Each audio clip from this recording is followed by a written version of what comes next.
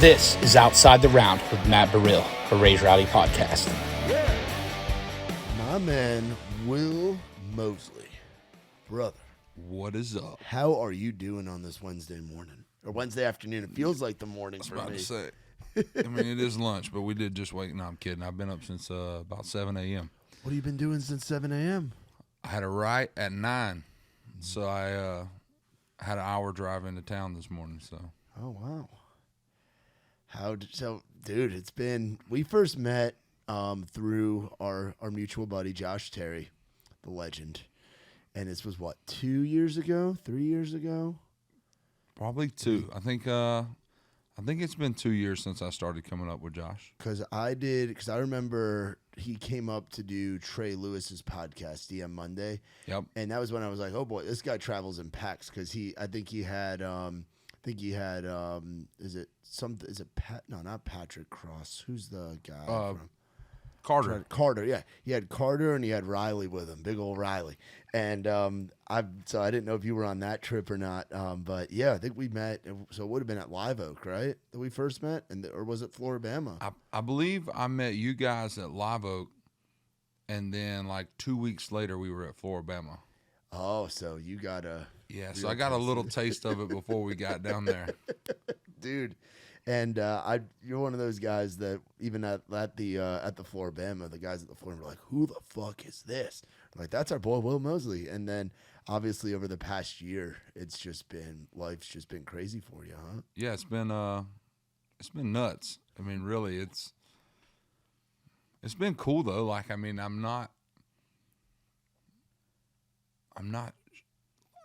don't know exactly how to explain it. Like, it's just been like so fast. Yeah. Like, I'm not sure I've actually sat down and processed all of it. Yeah. But it's just like going, and it hasn't stopped. So I'm just riding the ride, you know? Yeah, dude. And you're still just the same dude, same good old boy that was hanging out in fucking Statesboro, by God, Georgia, man. That's it. Just talk about Statesboro a little bit. That place is, I'm on record as saying that is the best college town in the country. There's nothing like a night at the Blue Room or a night at Southern Social. Or I would agree. Dude, there's nothing like what is it about Statesboro, do you think, that draws out all this music? You know, I think it's one of those things there where people kind of appreciate it down there. Like, people appreciate music, and they're really starting to appreciate like new musicians getting their start there. And so it's like, oh, well, we've seen a list of people who started here and played the little bars and the acoustic shows and all of those things, and they see where they're at now. And so it makes them appreciate it. It kind of builds excitement about the people who are there now and where they'll go. You know, It's one of those things. Everybody wants to be able to say, oh, I knew this guy before he was this, or I seen this guy before he went here or did this or did that, you know? So I think it's just like slowly building that excitement, and the music community in Statesboro is just growing. And I love to see that, man. That's what I'm most excited about. Yeah. Did you and Luke talk about Statesboro at all when you were on Idol? We did a little bit. He's like one of the OGs. Him and Dallas back in the day were like the Statesboro OGs playing at Dingus. Was it Dingus McGee's? Dingus McGee's. That's right. And then they had so I wasn't there in time to go to like Legends, and there was another place. I can't remember the name of it, but it was before my time anyway. But we did talk about it a little bit, about how like that was, you know, where they got their feet wet at. Yeah, dude. He was playing the same gigs that you, Cole, Gavin, Landon, Dylan, Brian Fuller, like this, a number of different people. It's like crazy. It's just like a pipeline, bro. And it's like, you went there to play football, right? No, so I went to Maryville College right outside of Knoxville, Tennessee. Oh, so you did college football, or you went to school in Maryville? Yeah, college football was before Statesboro. But like, I graduated from Georgia Southern. I just went the first 2 years to Maryville. Okay. Then I transferred closer to home, but that happened to be Georgia Southern. And we tacked on an extra year. You know, it took us 5 to get 4, but we got it. You do what you got to do, brother. We couldn't miss out on the memories. That's all it was. No, dude, absolutely. And it's a place that you make a lot of fucking memories. I don't know if you make a lot of memories, Yeah, I don't know if you make them for you or for someone else, because Yeah. there's a lot of memories that other people have that I don't remember. So Yeah. What's the biggest thing where you've seen just life kind of changing? Because you still seem like last night you were hanging out with us at Losers, and you were just I was just like, oh shit, Will's here. Like you still kind of you do all the same shit. Like after being on TV and doing all of that, like has there been a big change in your life, or are you just the same old dude? I think for me, I'm the same person. I think there are things that are different. I think, like there's times where people will spot me or whatever from seeing me on TV and things like that. And it's always fun for me because, like, I tell people this sometimes, like when we were on the show, they would say, oh, there was 20 million votes come in tonight. And it's like, okay, 20 million votes, whatever. But then when you go out and you meet these people who they're like, every Sunday night, me and my family sat down for 2 hours and watched TV together because we were waiting on you to sing so that we could vote for you and support you. Wow. And it's like, it's crazy to think that, like, I mean, and I say this and it sounds kind of extreme, but if you really think about it, it kind of was. It was altering their entire life. Like on every Sunday night, they made sure to sit down and watch television so that they could vote for me on a show. Yeah. And like when I was on the show, you just hear a number. You hear this big number of 20 million, but then when you come off the show and you start playing shows out and these people are coming to the show and then you meet them after the show and they're shaking your hands and they just want a picture real quick because they want to show their brother or their sister or their son or their daughter or whatever it is, because like every Sunday night they made it a point that they all got together and watched the show to vote for me. It's so cool to like put faces with those numbers that you heard, Yeah, because otherwise they're just numbers and you don't realize it, like you're saying in the moment. Because in the moment, like it truly did. It just passed me by. Yeah. Like I remember hearing them say like one night there was 20 million votes and then there was 15 million, 16 million a couple nights. And then like I remember hearing that and I was like, wow, that's a bunch of votes. Like, all right, well, you got to start back to work in the morning. Like, and it was just that fast. Like it went through my head and then it was gone. But then after the show, like having the time to sit down and shake those hands and meet those people and take pictures with each one of those people, and it's made it really cool for me because it's like, oh wait, that wasn't just 20 million votes. That was thousands of people sending in like every Sunday night 30 votes. Yeah, like maxing out, just baby. hammering it. Yeah. And it's like, okay, they were bought in. Like they cleared their plans every Sunday afternoon to watch me sing on TV. Like that's cool, I mean, like, that's cool as hell. It's like people clearing their schedules to watch the Georgia Bulldogs play on Saturday. That's it. Sunday night was watch you and the other contestants sing. What was LA like? Because for you, coming from Georgia, very different place. I've never been to LA. I've been to San Diego once, but I've never. The West Coast is like the one section of the country that I haven't really tackled or been in. So I hear from different people, and you only hear good things about LA from people who live there, as crazy as that is, but you also hear a lot of bad from those same people. I think LA is all about sections. Like if you go to the coast like Santa Monica, like 30, 45 minutes up the road, that's the prettiest sunset I've ever seen in my life, like bar none. Like second place don't even hold a candle to it. Wow. Because like me growing up on the East Coast, we always watch the sun rise on the water. Yeah. West Coast, you watch it set on the water. So like the sunsets there are just like different. Yeah. Just amazing. And then you have LA. And like so we stayed on Hollywood Boulevard in a hotel for 9 weeks. Wow. Not great. Yeah. Like I didn't enjoy that at all. Like it was just nasty, man, and like it's just a different thing too from where you're growing up. Well, like we were writing this morning actually, and we were writing a song, and we got to this one point, and I was like, I kind of want to write the verses about like my hometown because it's so like slow, and I said it's almost and it just come to my mind that like my hometown's like a time capsule because people like still live in my hometown like it's the 90s, like it's the 80s and 90s. Like, you go know, to like, the same place for breakfast. That's it. Like, everybody shops at the same Dollar General or same feed store or whatever. That's it. Like, it's just small town America. And like, there's so many places like that in America, but LA's not one of them. And so like being out there, it was a culture shock at first, but more so than that, it was just like, it was just weird. Like, it was just a different world out there. Like, everything operates differently there. And so I think for me, like, I actually wound up writing a song about it, and the powers that be from LA heard it, and they actually love it, but it's called Shithole Called LA. And we're going to release it. I never thought they would give me the pass. I figured they would hear it and they would be like, "No, that's disrespectful. Like, this is our home. This is our hometown. Like, this is where we're from." They were like, "Nah, you lived on Hollywood Boulevard. Like, that's a shithole." They were like, "If you'd come like 5 miles up the road, like outside of like downtown Hollywood," they were like, "you would love it."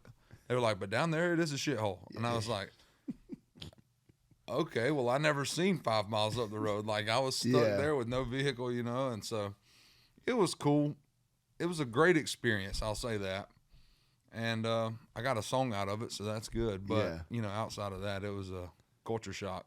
Yeah, because what town in Georgia are you from again? I'm from Hazelhurst. Hazelhurst. And that is around... It's around...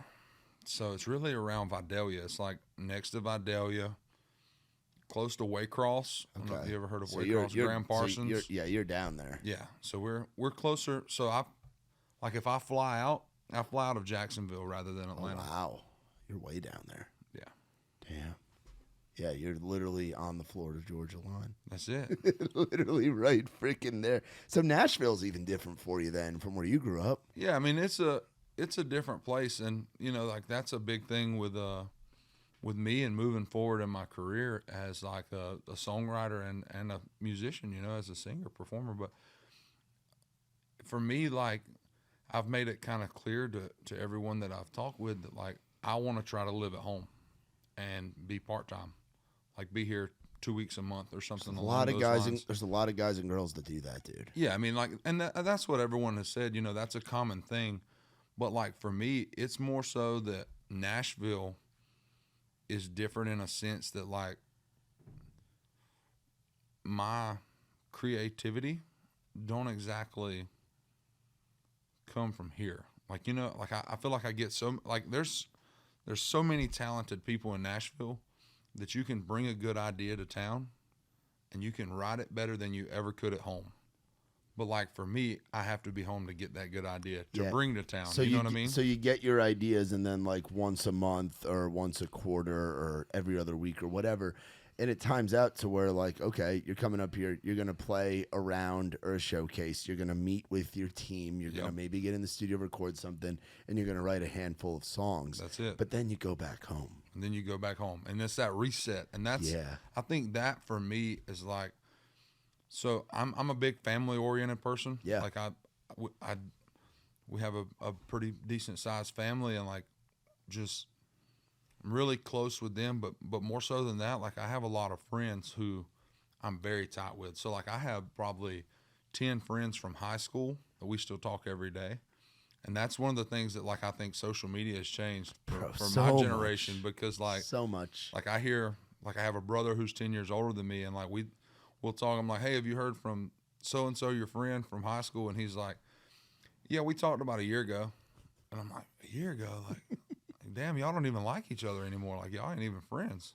Yeah. He's like, "No, I mean, that's just how it works." And I'm like, well, we have a Snapchat group chat that every day somebody sends something stupid in there, and we all laugh at it and, like, joke back and forth, like, "Oh, remember this, remember that." Yeah, dude. The group chats with the boys from home are That's different, it. And, like, it's so important. That keeps our friendships tight, you know? And so I still have 10 friends from high school. I have a group chat, 10 more friends from Maryville when I was playing college football.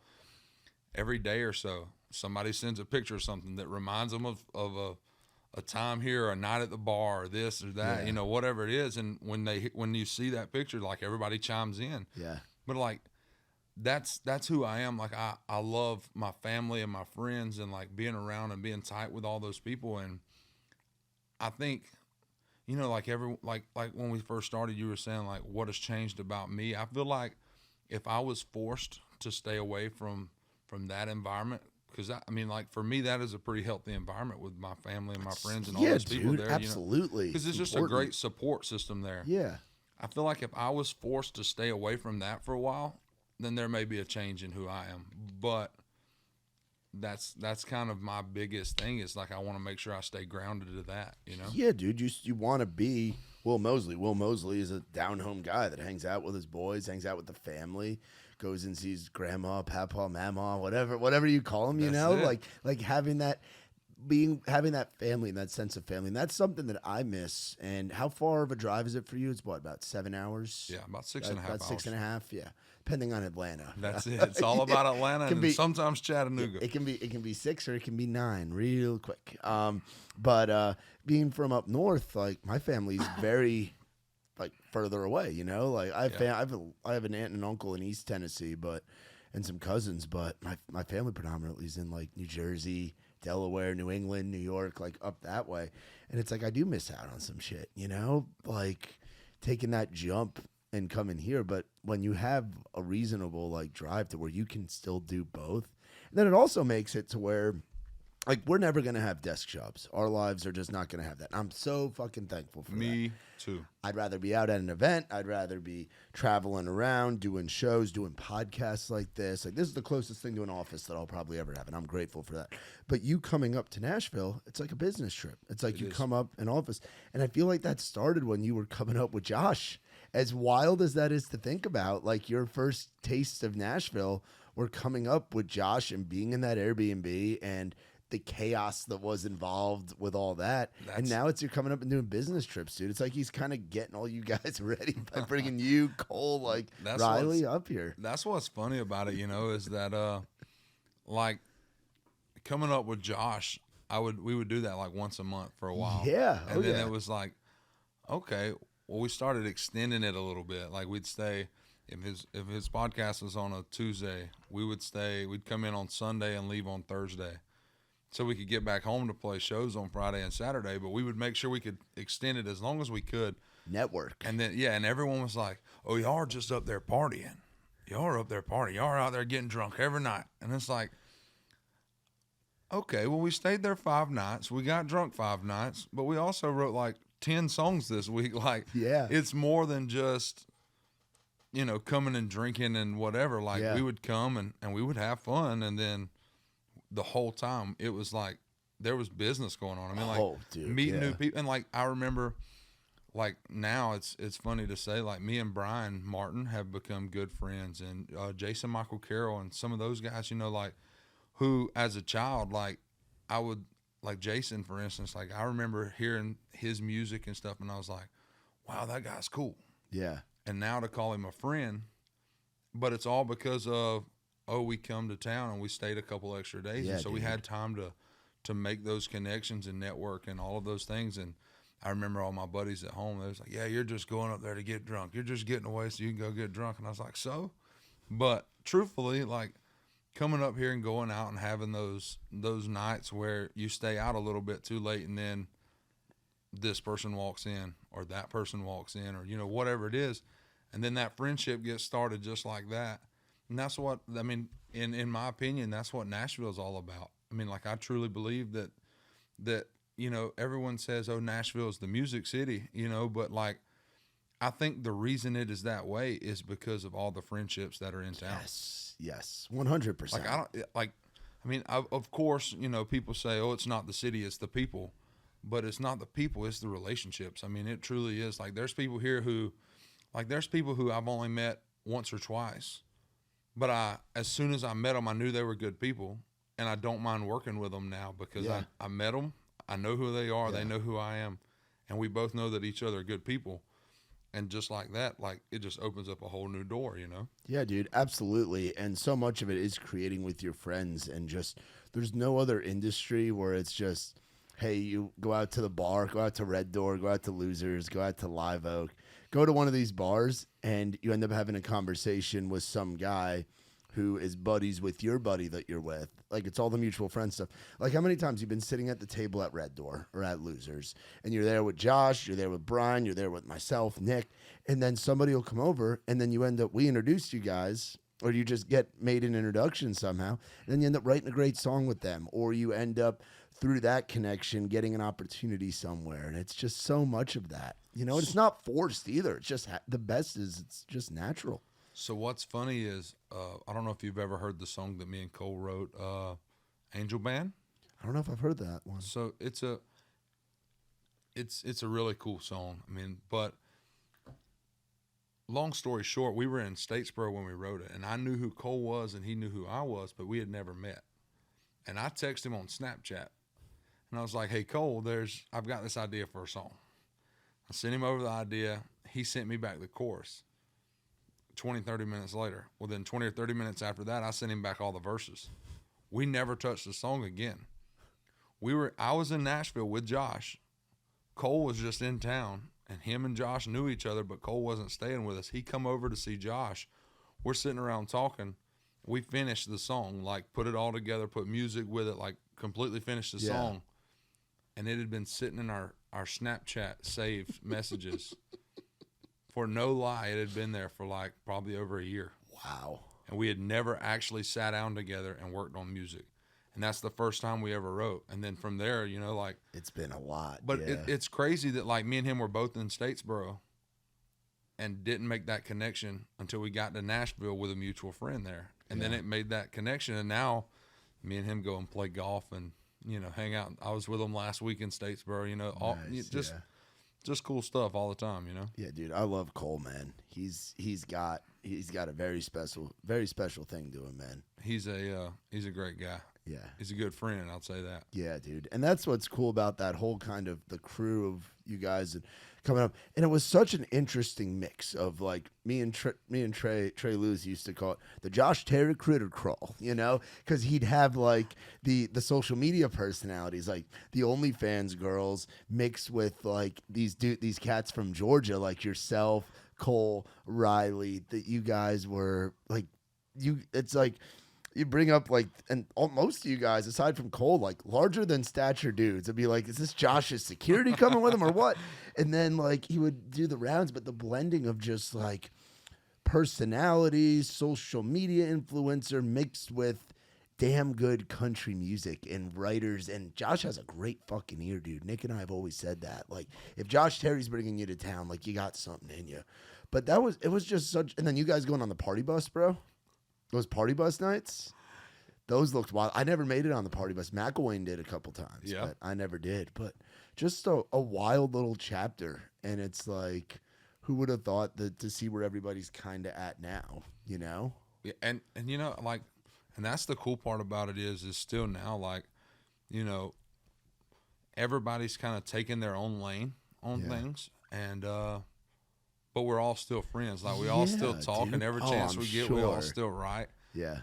And I was seeing this thing the other day, and I believe it was Ella Langley actually, and I don't know why it's just been stuck in my mind all week. Like it's been really, really heavy on me this week. But I believe it was Ella. But she was saying that she had heard this advice, and I want to say it stemmed all the way back to like early Willie Nelson.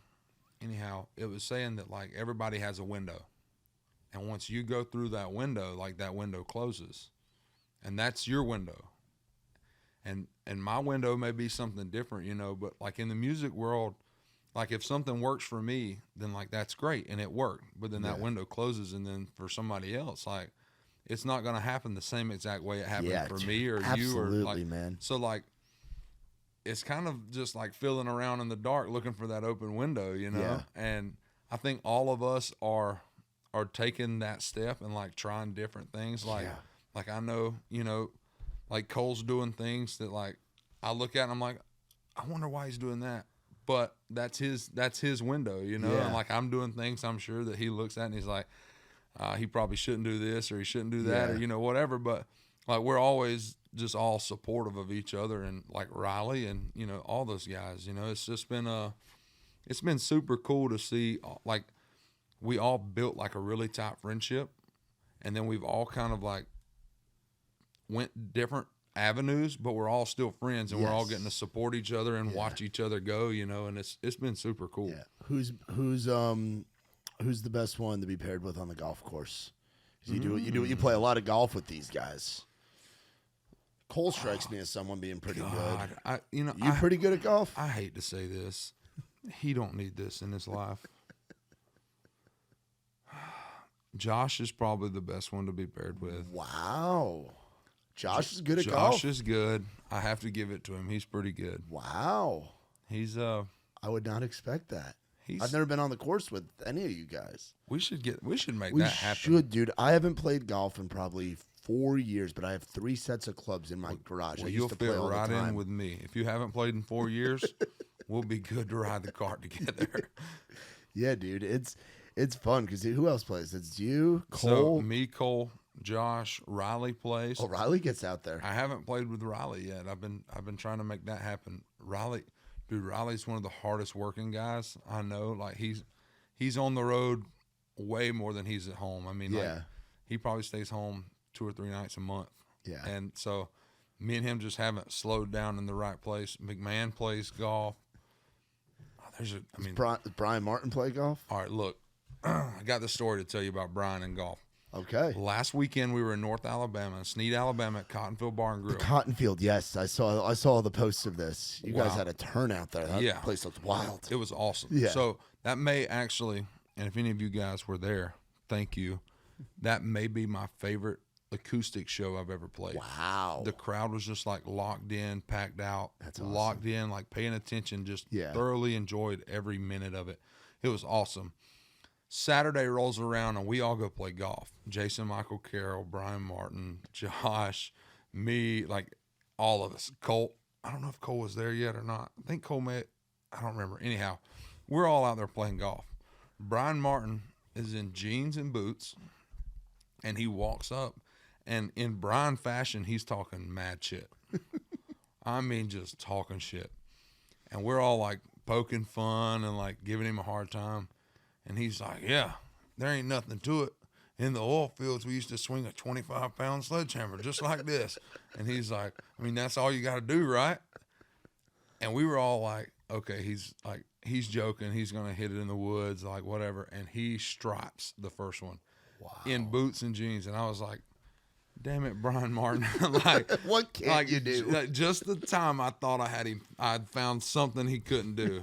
Like, he just stripes a golf ball off the tee. And I was like, and he turned around and looked, and he just winked at me. And I was like, you bastard.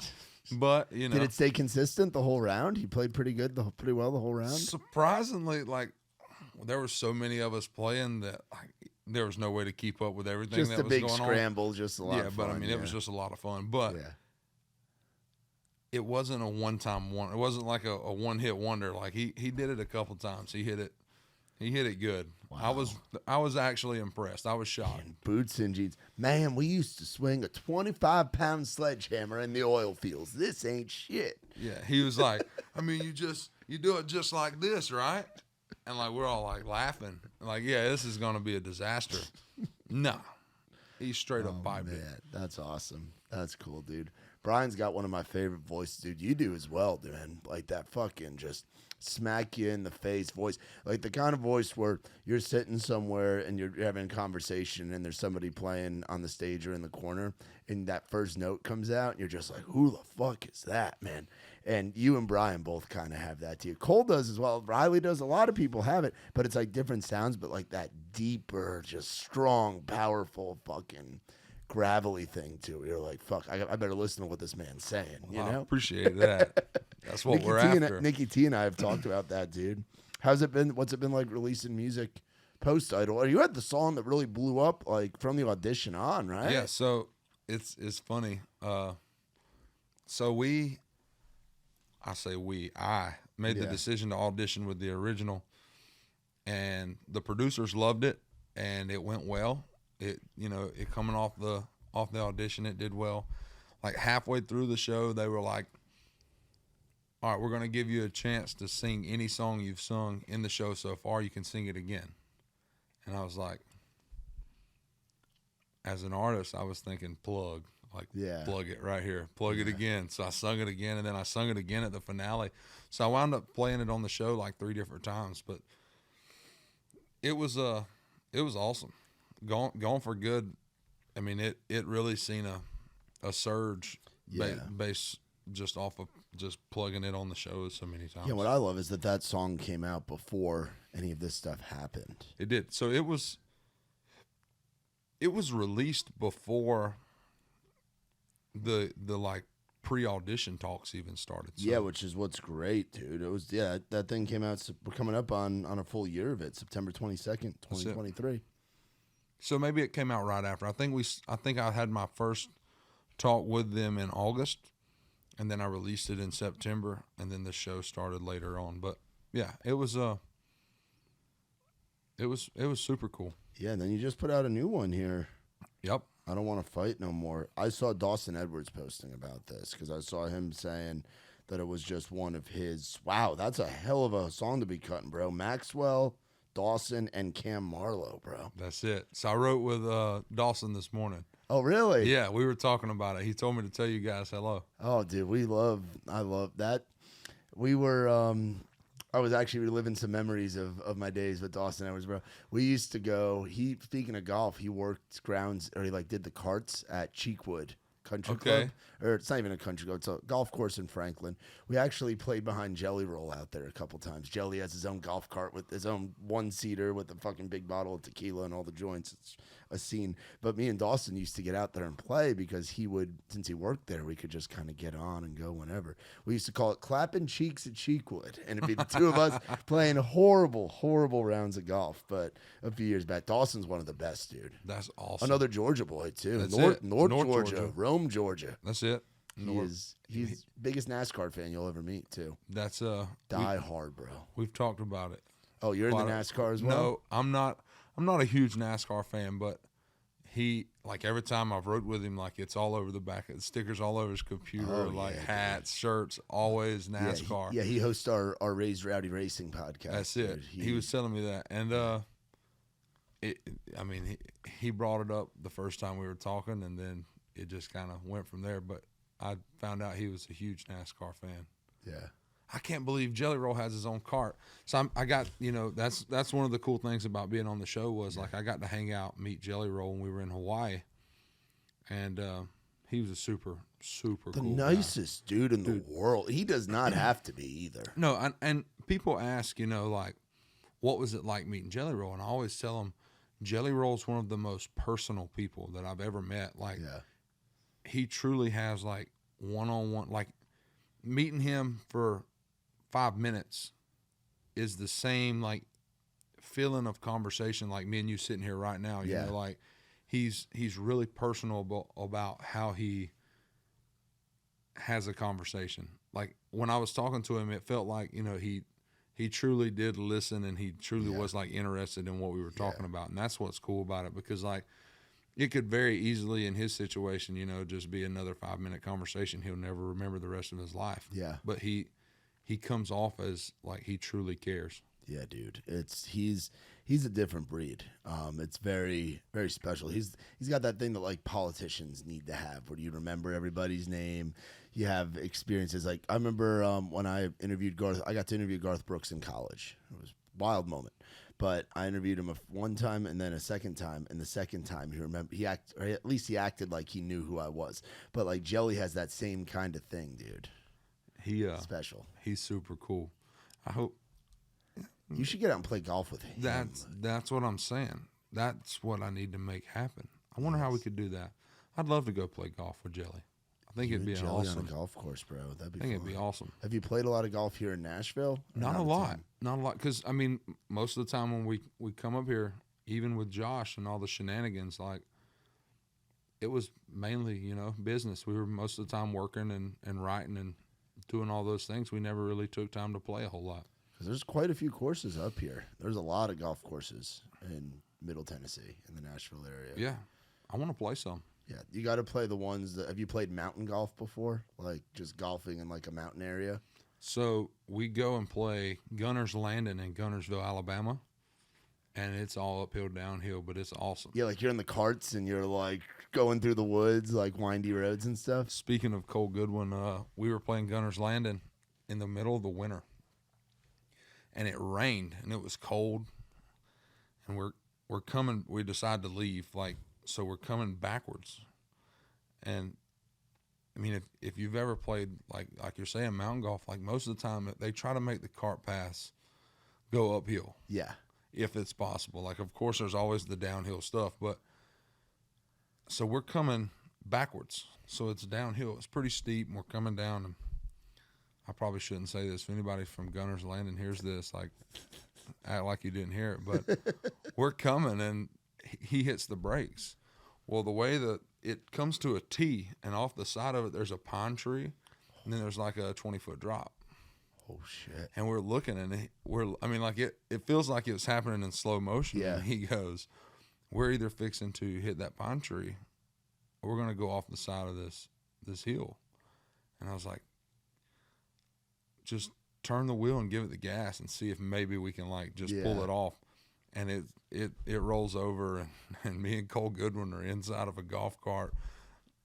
And it flipped straight up. Oh, damn. So that was you got to cool. flip back over. Yeah, I mean, we stood it back you up. You finished the round? And honestly, surprisingly, it only scratched it just a little bit. So that's good. I'm sure that's not the first time. I'm sure with terrain like that, there's been carts that have gone over and shit. I'm sure we're not the first or the last. But definitely not the first. We just don't want to be the first to get called out on it. I'm sure you're good.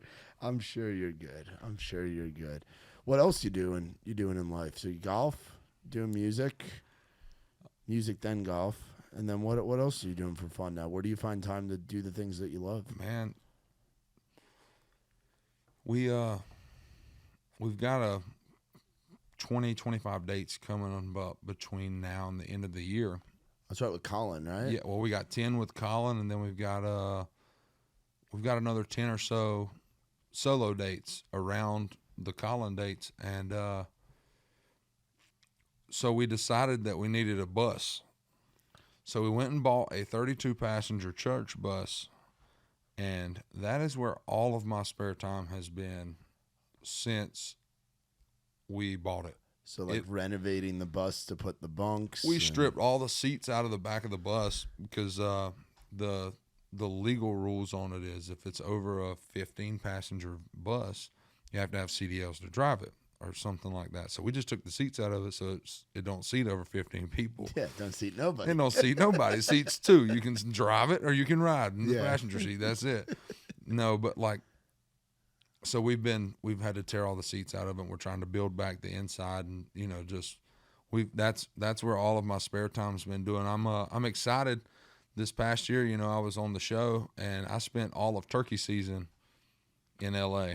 That didn't make it any better either. Yeah. And I'm excited that deer season's fixing to roll around. I'm gonna get to hunt some this year. Yeah. And then spring will come back, and I'm excited to get back in the woods a little bit. I mean, honestly. Yeah, and that's something that when you're on the road, you can go if you time it out right. Because there's quite a few artists that I know that will go to a place, like say they're going to Montana during turkey season, they're trying to hit the Grand Slam or whatever it is, where you get all the birds from all the different states. He'll go out. Gary from Muscadine will go out there a little early. Well, make his trips during turkey season and go all around. That's good stuff. That's a good way to do it. Do that, and golfing on the road, bro. You should totally throw your bag in the bus. That's another thing is playing golf. I'm not great at it, but I enjoy doing it.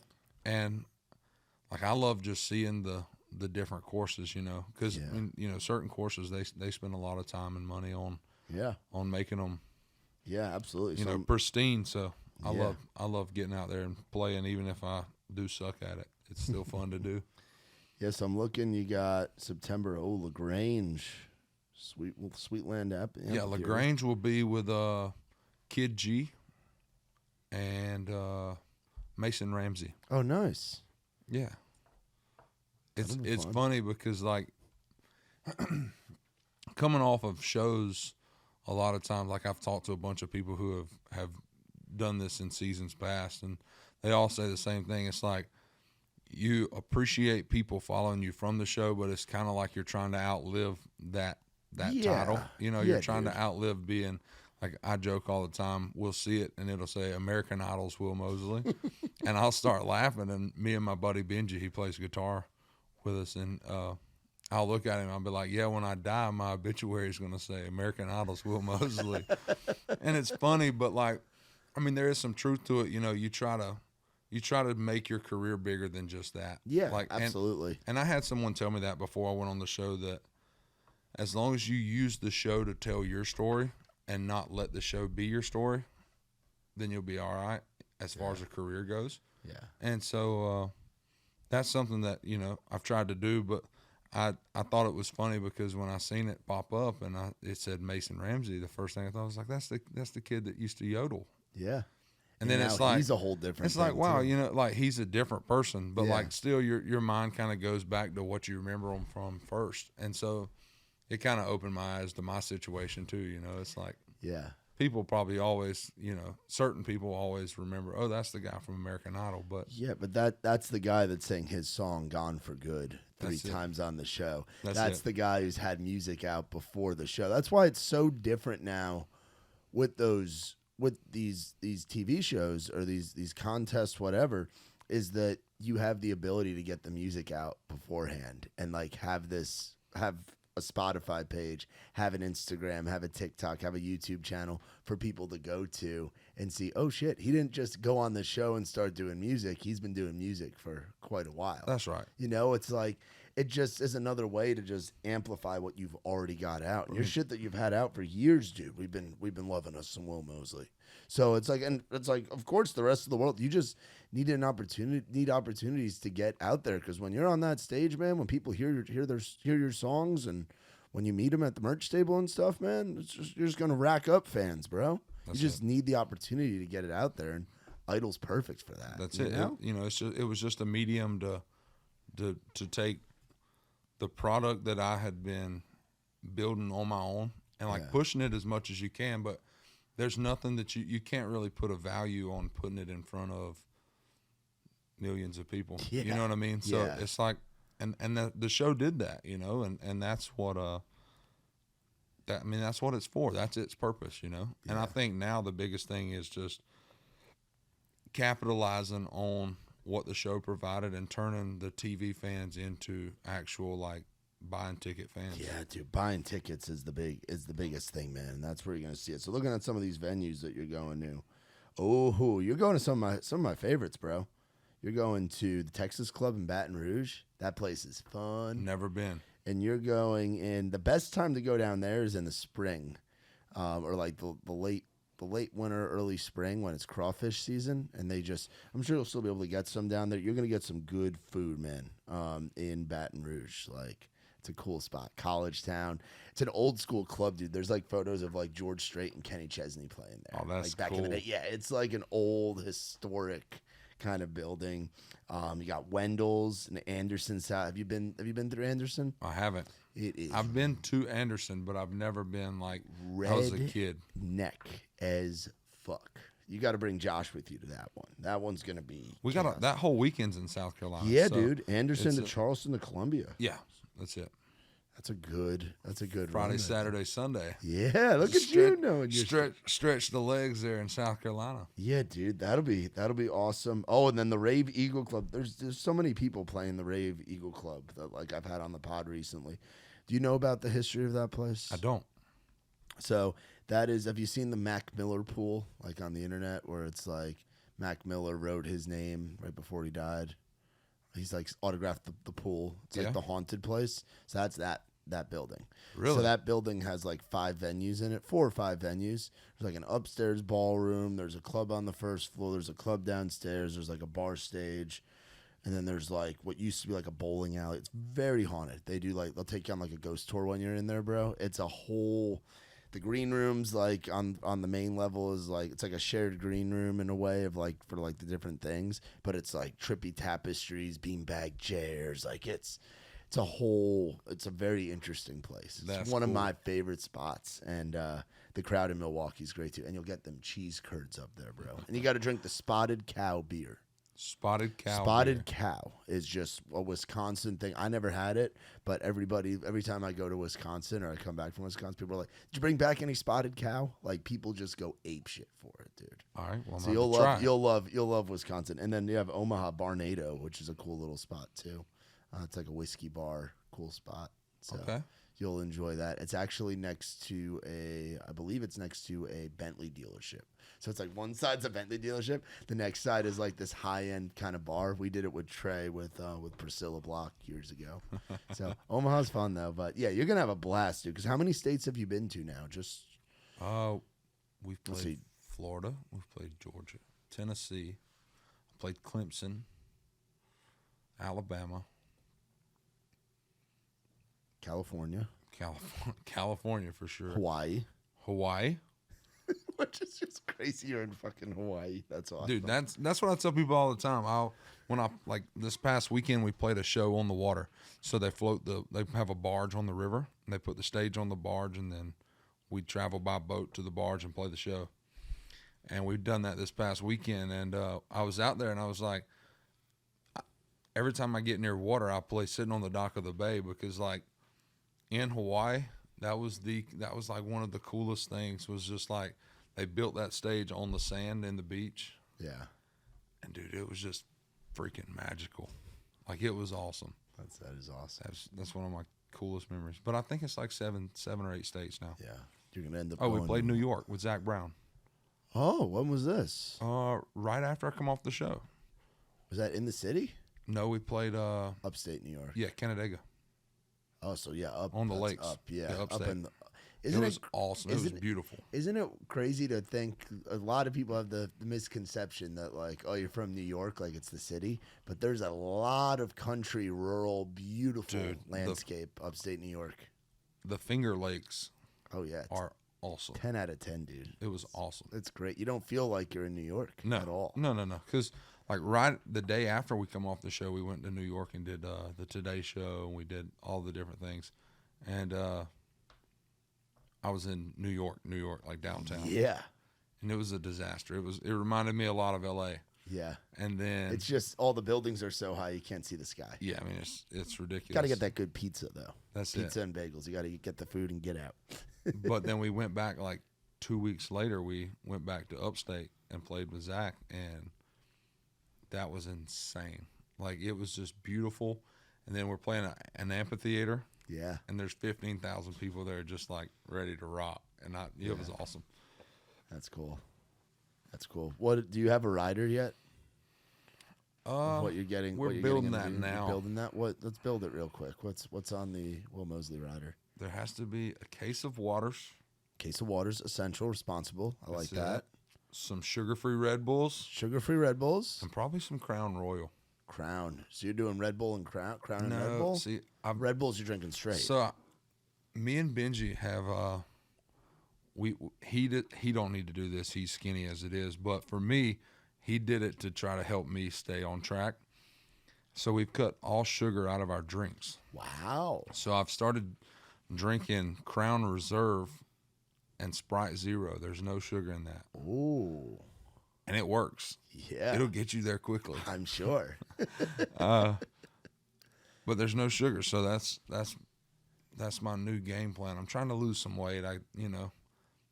It's a tough lifestyle as it is, and bro, being on the road, it's so difficult. Yeah, you roll into Buc-ee's or you roll into a Love's, bro, and that Love's has a Hardee's or a McDonald's or a Subway. You just fill up on greasy food. You're like, man, I could really go for a sausage biscuit right now. Waking up at this Love's, that Hardee's. It's tough.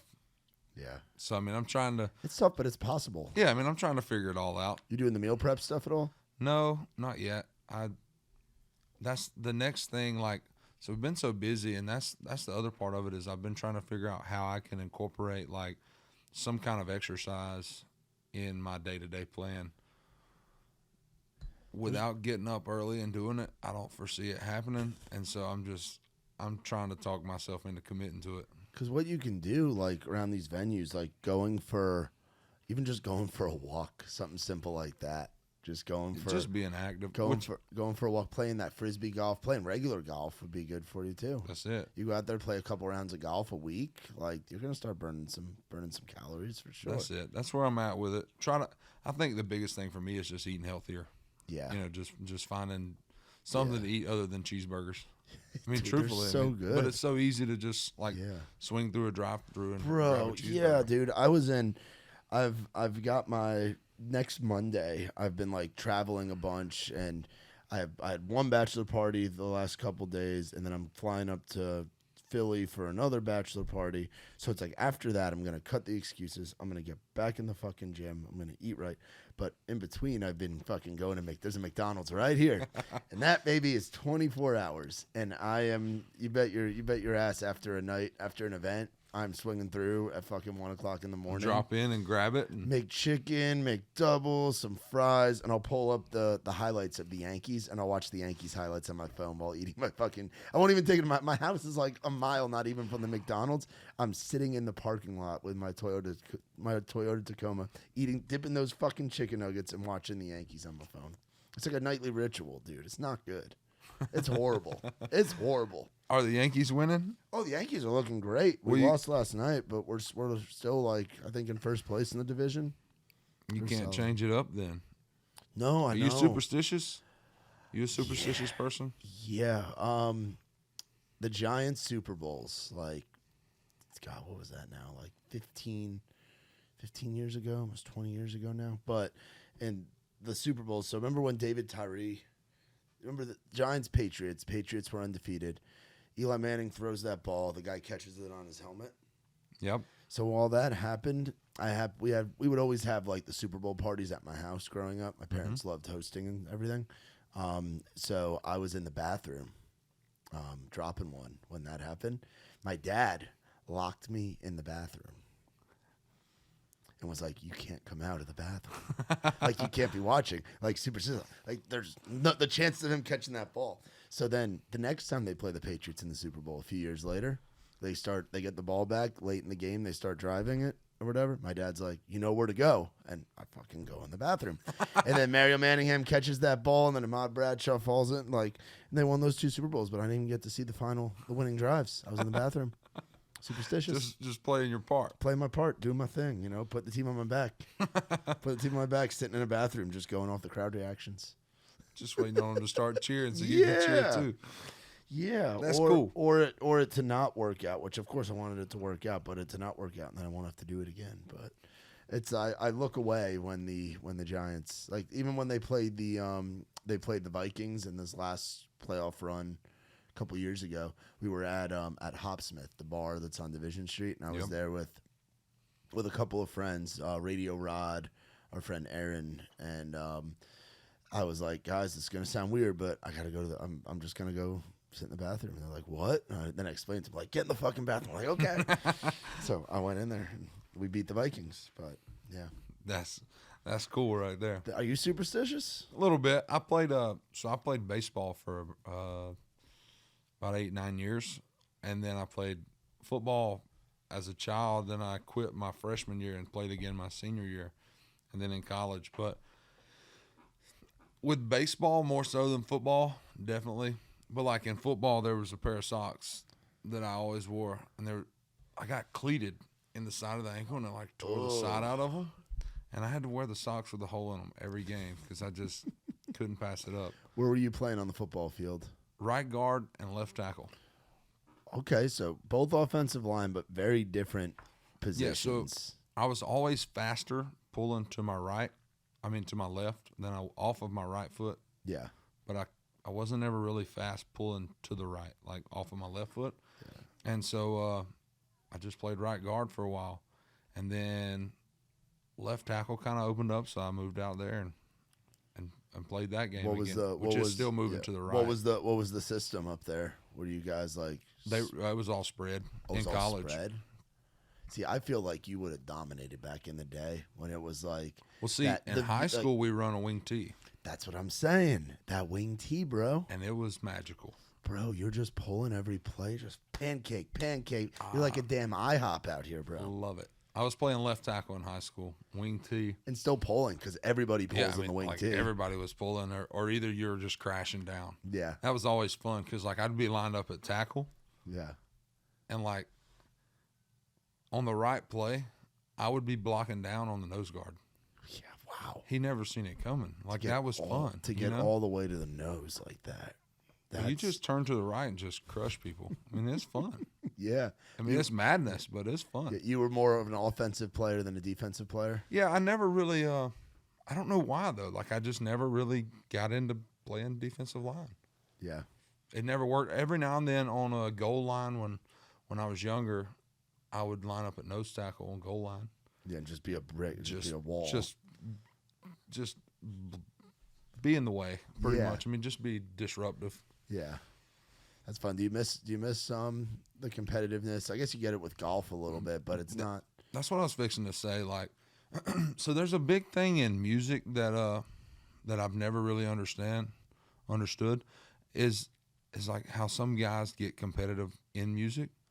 Like I see, but you get it because like coming up with like Josh and that group, like we're all like brothers, like we're tight, we're friends. And so it's always been really supportive around us. Yeah. But there's people that I've come in contact with in the music world that's been like competitive in a way. It's like I don't understand why there's competitiveness, you know, in a way. Like I get kind of what they're going with like, oh well, if you get it this time, that means I don't get it this time. And it's like if you're doing the right things and you're doing it consistently, like bro, it's gonna come around. Bro, it's creative art. That's it. It's creative art. That's it. There ain't a scoreboard. There ain't a time. There ain't no standings. That's it. There's charts and stuff, but that's the business people's thing to figure out. You know, there's only so much you can do. You just got to go in and create what's on your heart. But like for me, the competitiveness, I turn it to golf. Like so you're talking that shit with Josh well, and like, the boys. Like I told you, you know, Brian was talking shit the other day, but like he was getting it back. That's good. In fair amounts. Yeah, in doses. It's good. It's good for us. Me and Josh will go play sometime, and it's comical. Like we really should film it. That should be your content right there. That's what we've been talking about. We're going to try to get that up and rolling because I'm telling you, it's comical for us to go play golf. Yeah, we got to get out and play. I got to get out and play with you and Josh because what I like to do is I have like a little Pelican case that can fit just the right amount of cigars, which is like 2 for me and 1 for everybody else because I end up smoking 2. And then I have like a little mini bowl that I bring and I light that up at the turn, like to get on the back 9. I have my routine, you know. I don't smoke at the start. I smoke right out there. It helps me get through that little back 9, you know. Yeah. When you get a little bit of fatigueness going into the back 9. I'll just be floating a little bit. You hit the back one a little bit bad. Yeah. It don't matter anymore. No, it don't matter. I'm out here having fun with the boys, you know? It. Who cares? So it's a good idea. Yeah, it's fun, dude. There's so many courses around here. When you and so you're up here, how long is this trip for you up here? I'll be here till tomorrow, and then we leave out tomorrow afternoon. I've got to go play a golf tournament in Georgia. Oh, that's right. We were talking about this before we started. So what's this golf tournament? So it's a benefit. I wish I knew exactly what it was benefiting. So I take people's words for a lot of things. Yeah. Especially when they say you're playing golf for 3 days straight, and on every par 3. Oh, it's a 3 day straight? Every par 3 has shots, and every par 5 has something to do with alcohol. Yeah, I'm in. Like, explain no more. Wow. Tell me where to send my money. I'm there. So, where in Georgia is this? So it'll actually be in Augusta. Oh, wow. So you're getting to golf in Augusta. Yeah. So it's not, I don't think we're playing the Masters. No, I don't think so. I don't think so at all. Know, I don't think they would allow that there. But yeah, I mean, it's the golf capital, you know. That'll be fun, dude. Do you watch golf a lot? Have you gotten into watching it? I watch it some if I can. Like if I'm around on Sundays, I'll watch here and there. But for the most part, like I keep up with the highlights. I love seeing the like absurd shots. Yeah. Because like for me, not being a great golfer, what keeps me in golf is the like crazy shots. The one that will get maybe an entire. I tell people all the time, I can go play golf. I'm gonna play all right. I'm gonna play decent. Hole number 18, I'm going to play good. Every time. It's the golf gods just bringing me back. The next time it's like, oh, you've had a shitty day.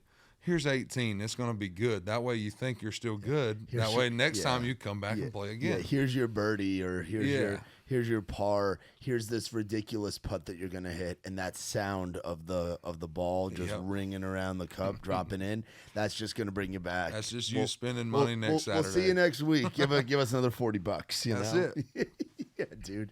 It's funny how that works. It really is. It's interesting. It is interesting. It's a time, man. So we got shows coming up in the fall. We got some new music that recently got put out. Do we have new music, more new music on the horizon? Yeah, so there's we're working on a bunch of different stuff, and what's crazy is, like talking about the Georgia guys is like watching people like Adcock, man. Like, that dude's he's hammering. I was gonna say you probably know you've probably crossed paths with him quite a bit. So me and him have crossed paths, and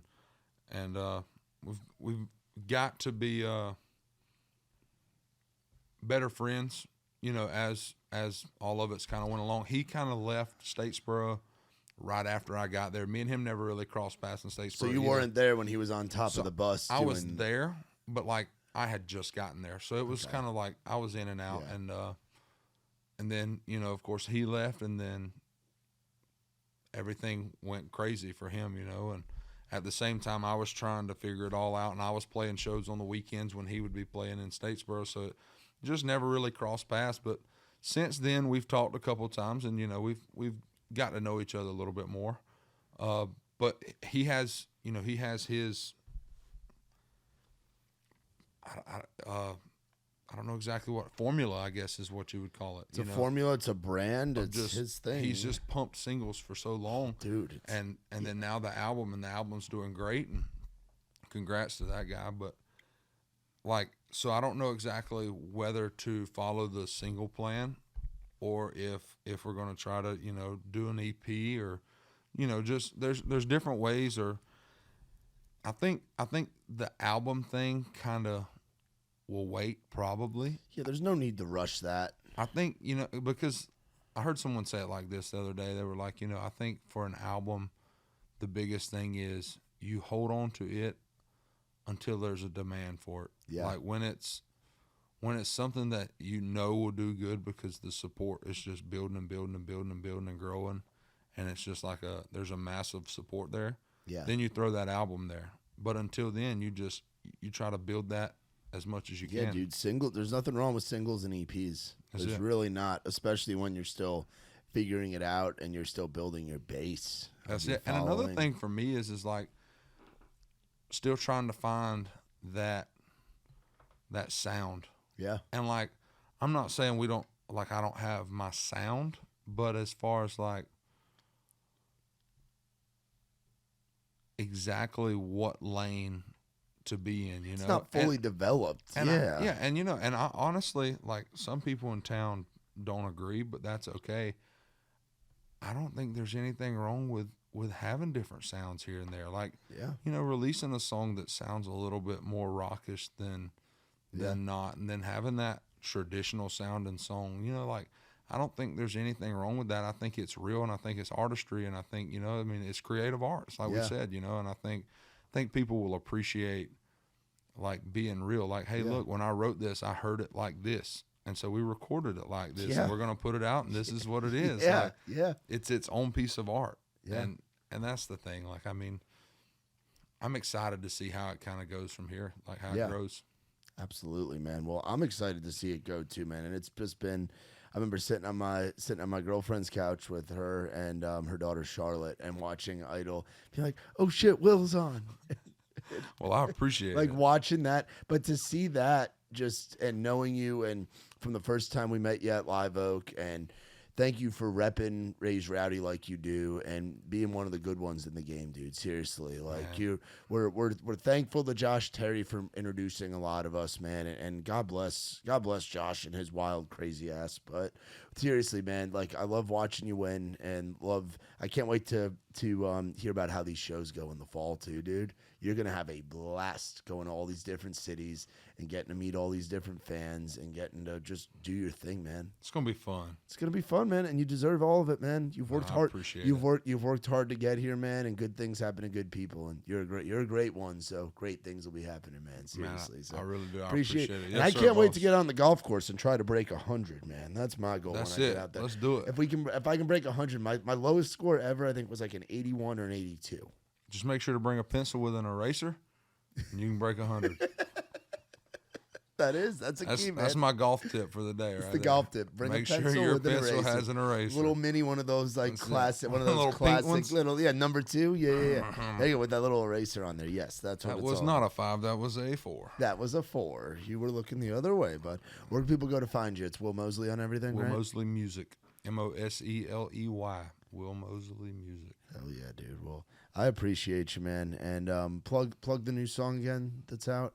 I don't want to fight no more. I don't want to fight no more. The Dawson Edwards, Alex Maxwell, Cameron Marlowe cut that they said is one of their favorite songs. Dude, I'm gonna tell you, Dawson said it's one of his favorite songs he's ever been a part of. Like, dude, when I heard that song, I fell in love with it. I was just thankful that even after the show that I still had the opportunity to do it, be a part of it. Dude, with your voice, man, you can cut whatever fucking song you want. Like, dude, they're crazy if they don't want you cutting their song. Like, seriously, you can do whatever, bro. Seriously. And if y'all haven't listened to Will Moseley, please go follow, check my brother out, and he's the fucking man. You'll stay tuned for an update on how the golf game goes when we get out there. The two of us and Josh Terry. Maybe we'll bring Nicky T. Nicky T's not good at golf, but he said he'll ride around in the cart. Dude, that's awesome. Bring plenty of beers for everybody. That's what I like. I think Nicky T can handle that. But shout out to Will for coming on today. Shout out to our friends from Surfside. Here's your iced tea vodka. You can use that at the golf tournament this weekend. Love that. They are known to be delicious, crushable, low on the sugar. I know we're doing the no sugar, so maybe not 2 grams. Only 3 grams. Only 3 grams. Carbs. 3 carbs, yes. Only 3 carbs. I think it's got 2 grams of sugar, 100 calories. So they're light. They're very light. In the words of Matt McElwain, they taste like his mama's sweet tea at Thanksgiving. Love that. It's a little watered down. You don't really taste the vodka in there. It's a great product. So enjoy the Surfside. Thank you guys as always for watching. Be sure to visit, check out Will's stuff, and visit raisedrowdy.com for more. So my man Will, I'm Matt Burrill. This has been Outside the Round.